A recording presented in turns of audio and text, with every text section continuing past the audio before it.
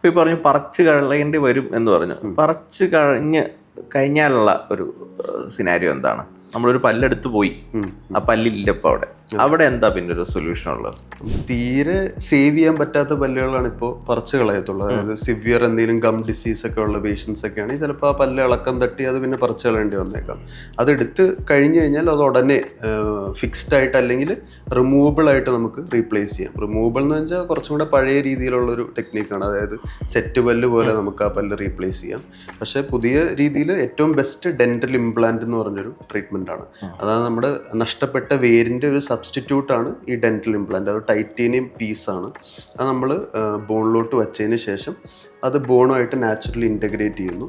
എന്നിട്ട് അതിൻ്റെ മുകളിലൊരു പല്ല് നമ്മൾ ഫിക്സ്ഡ് ആയിട്ട് വയ്ക്കുക ചെയ്യുക. അത് ഓൾമോസ്റ്റ് നമ്മുടെ നാച്ചുറൽ ടീത്തിൻ്റെ തന്നെ സെയിം ചൂയിങ് എഫിഷ്യൻസി എല്ലാം ഉണ്ടാവും.